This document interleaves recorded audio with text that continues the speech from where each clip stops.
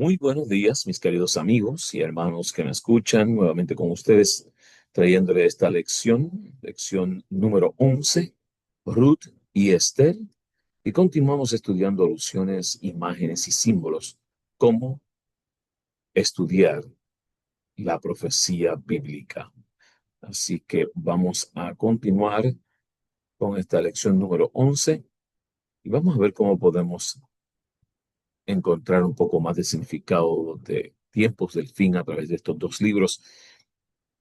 Versículo para memorizar, Esther 5:2, cuando él vio a la reina Esther en el patio, ella obtuvo gracia en sus ojos y el rey le extendió el cetro de oro que tenía en la mano.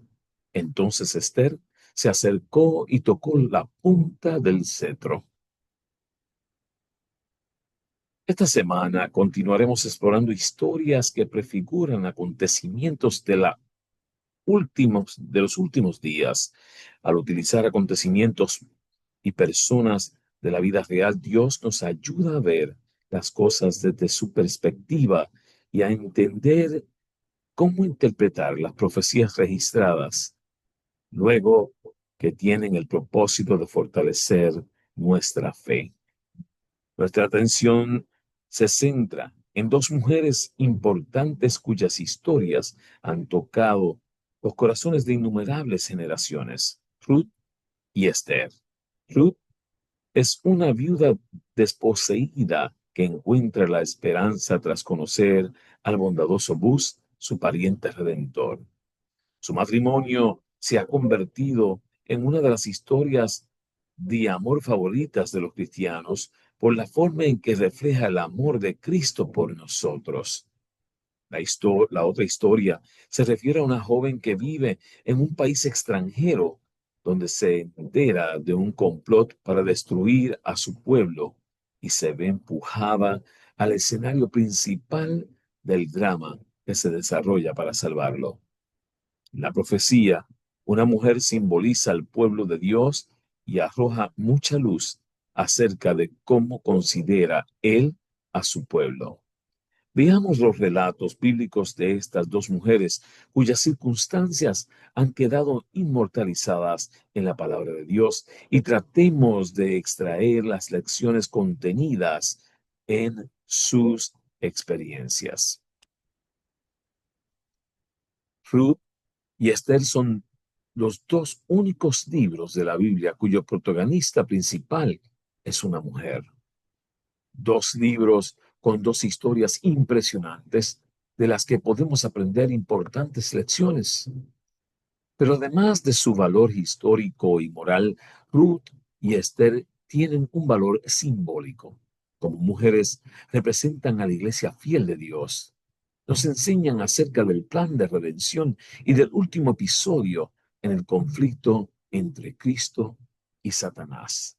Y esta semana estaremos estudiando Ruth y el plan de redención. Vamos a estar hablando lo que se perdió, el Redentor y la redención. Esther y el tiempo del fin, vamos a estar hablando del conflicto y la hora decisiva. Ruth y el plan de redención. Veamos lo que se perdió. Aconteció en los días que gobernaban los jueces que hubo hambre en la tierra y un varón de Belén de Judá fue a morar en los campos de Moab, él y su mujer y dos hijos suyos. Nos dice Ruth 1:1. La historia de Ruth se puede entender como una parábola que nos explica el plan de la redención. Elimelech y su familia tienen que abandonar su hogar, porque en Belén, cuyo nombre significa casa del pan, no hay pan. Allí en Ruth 1:1, para llegar a un lugar donde encontraron la muerte, allá en Ruth 1:3-5. Mis queridos, el pecado convirtió la posesión que Dios había dado a la humanidad en un lugar donde reina la muerte. En Edén, donde Dios colocó a Adán y a Eva, abundaba toda clase de alimento. Allí nos dice claramente en Génesis 1:29. Pero a causa del pecado tuvieron que abandonar el jardín y conseguir su alimento con gran esfuerzo allá en Génesis 3. 17 y 18. Y aunque hoy, en un planeta que produce suficiente alimento para todos, algunos mueren de hambre, pero llegará el día en que todo esto acabará. Así es que podemos ver allí lo que se perdió, las oportunidades que había, tanto para Ruth, se perdió allí en Belén, para Adán y Eva, en el huerto de Edén, para ti, para mí, muchas veces puede haber lo mismo en esta tierra. Continuamos. El Redentor. Y ella dijo, Señor mío, halle yo gracia delante de tus ojos, porque me has consolado y porque has hablado al corazón de tu sierva, aunque no soy ni como una de tus criadas. Ruth 2:13. Cuando Noemí y Ruth regresaron a Belén, Noemí pidió que se le llamase Mara, es decir, amargura, allí en Ruth 1:19 y 20. El pecado ha convertido nuestras vidas en amargura, con tan solo algunos destellos de alegría. Pero como descubrió Noemí más tarde, Dios no nos ha olvidado y espera colmarnos de alegría. Y aunque las cosas se pueden poner de mal en peor, se pueden poner terribles, como quiera hay una salida. Y Dios tiene esa salida. Para poder subsistir, Noemí debía desecharse de algunas heredades, como dice ya en Ruth 4:3. En Israel había una forma de ayudar en estas situaciones. Un familiar podía comprar o hacerse cargo de la heredad y perpetuar el nombre de la familia casándose con una de las viudas. Este acto recibía el nombre de redención en Ruth 4:4. Dios encaminó todo para que Ruth se encontrase con su redentor Bus. En la forma en que él trató a Ruth, podemos ver un claro ejemplo del modo en que Jesús nos tratará a nosotros. Allí en Ruth 2:13 al 16. La redención. Y respondió el pariente, no puedo redimir para mí, no sea que dañe mi heredad. Redime tú usando de mi derecho, porque yo no podré redimir. Nos dice Ruth 4:6. Bus encontró un obstáculo a la hora de realizar la redención. Había otro pretendiente allí en Ruth 3:11 al 13. Este pariente más cercano simboliza, mis queridos, a Satanás, el cual cree tener derecho sobre nosotros y nuestro planeta. Y lo podemos encontrar en la palabra de Dios allí en Lucas 4:5 al 6, Judas 1:9, Lucas 22:31. Finalmente, en la puerta de la ciudad, tras realizar acciones legales ante los ancianos, Bus consigue la redención en Ruth 4:3 al 10. De igual modo, mis queridos, Dios reúne a los ancianos, representantes de los mundos no caídos, junto con los ángeles, y realiza una investigación cuidadosa donde se decide que Jesús puede redimirnos. A esto lo llamamos el juicio previo a la segunda venida. ¿En base a qué se puede realizar la redención? En base a la sangre de Jesús que Él derramó para poder librarnos del poder del mal y desbaratar los planes del maligno. Así que, querido, hemos podido ser liberados del pecado gracias a la redención de Cristo Jesús en la cruz del Calvario por nuestros pecados. En las leyes dadas a Israel hay una hermosa ilustración de la relación de Cristo con su pueblo. Cuando por la pobreza un hebreo había quedado obligado a separarse de su patrimonio y a venderse como esclavo, el deber de redimirle a él y su herencia recaía sobre el pariente más cercano. Nos dice en Levítico 25:25 y también 47 al 49 y Ruth 2:20. Así también la obra de redimirnos a nosotros y nuestra herencia perdida por el pecado recayó sobre aquel que era pariente cercano nuestro. Y a fin de redimirnos, Él se hizo pariente nuestro. Más cercano que el padre, la madre, el hermano, el amigo o el amante, es el Señor nuestro Salvador. No temas, dice él, porque yo te redimí, te puse nombre, mío eres tú, porque en mis ojos fuiste de gran estima, fuiste honorable, y yo te amé. Daré pues hombres por ti y naciones por tu alma. Isaías 43, 1 y 4.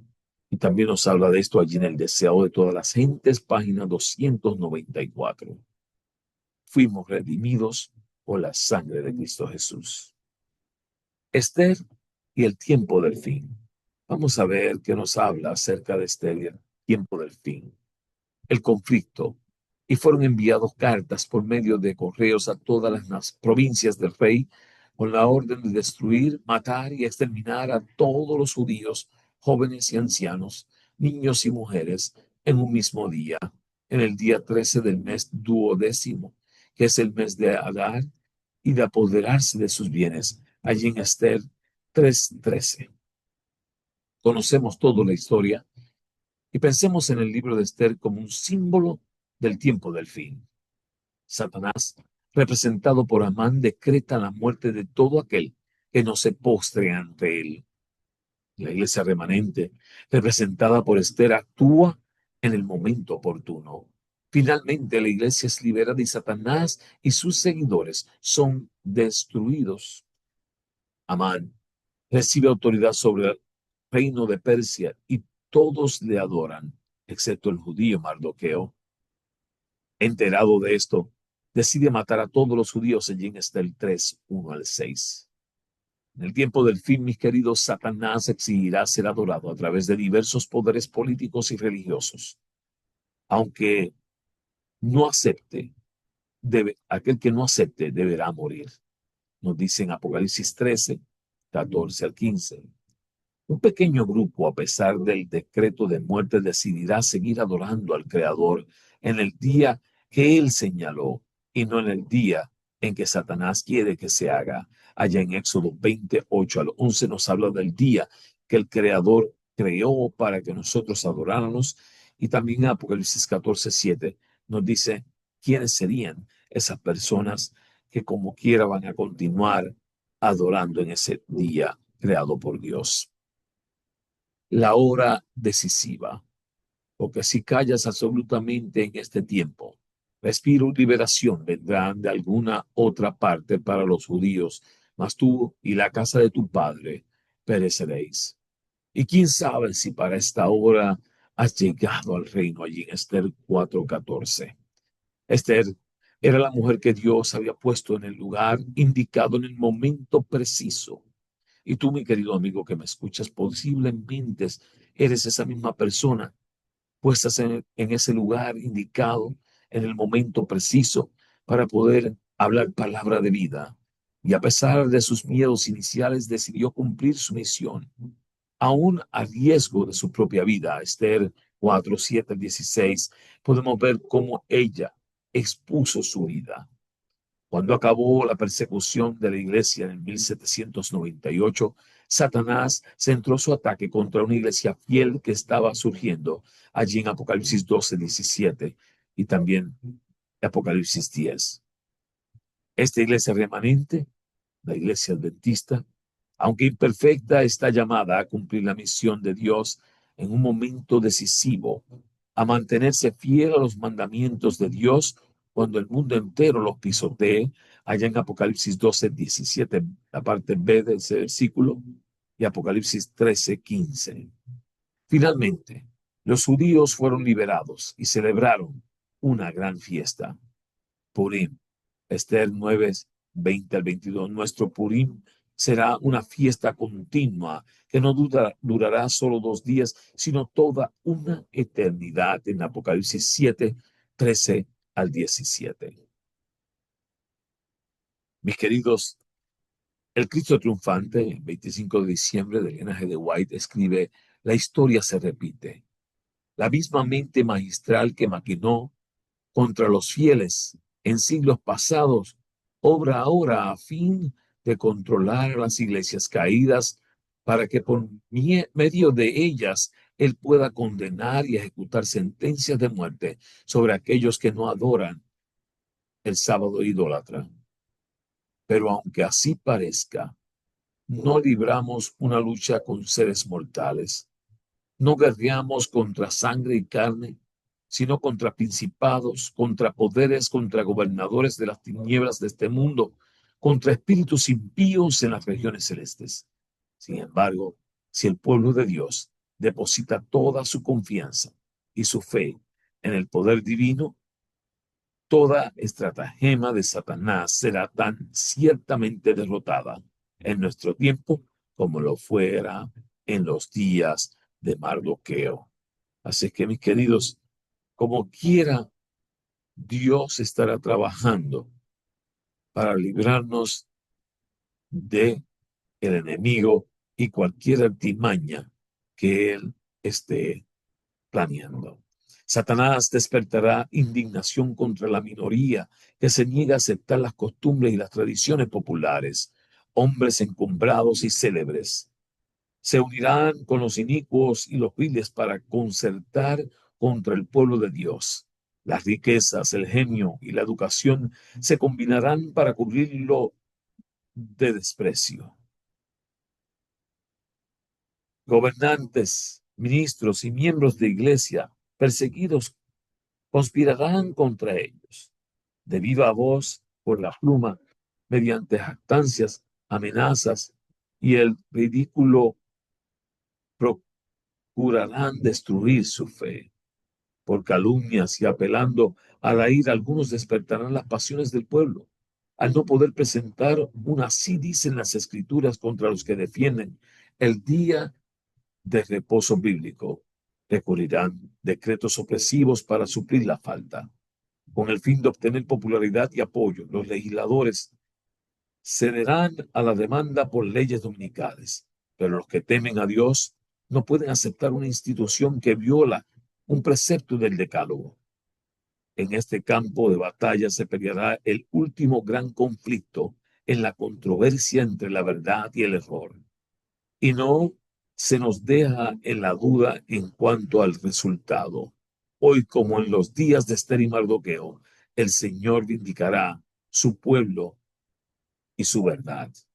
Y mis queridos, ¿qué estamos haciendo tú y yo para asegurarnos de que estamos preparados para este fin que se avecina, donde habrá persecución, donde habrá dolor, donde habrá pruebas? Y tú y yo tenemos que estar seguros de quién hemos confiado. Oramos. Amante Padre que habitas en las alturas de los cielos, te damos gracias, Señor, porque tú quieres que cada día nosotros busquemos la forma de acercarnos más a ti, entregarnos completo a ti y a tu palabra. Y ayúdanos, Señor, para estar listo para ese día glorioso cuando tú vengas en gloria. Podamos decir, este es nuestro Dios, le hemos esperado y Él nos salvará. Gracias, Jesús. Te lo pedimos en tu nombre. Amén. Y queridos, y como siempre me gustaría que puedan buscarme allí en las siguientes plataformas. Joseph Class, pueden buscarlo en YouTube, presiona la campana, suscríbete a mi canal. También lo puedes hacer buscando en las diferentes aplicaciones como Spotify, Podcast, iHeartRadio, Amazon Music, y allí busca en su buscador lección de escuela sabática comentario. Te suscribes igual, presionas una campana para que te llegue semanal esta poderosa lección, esta lección que cambiará tu vida. Dios te bendiga, Dios te guarde, mi querido hermano y amigo que me escuchas.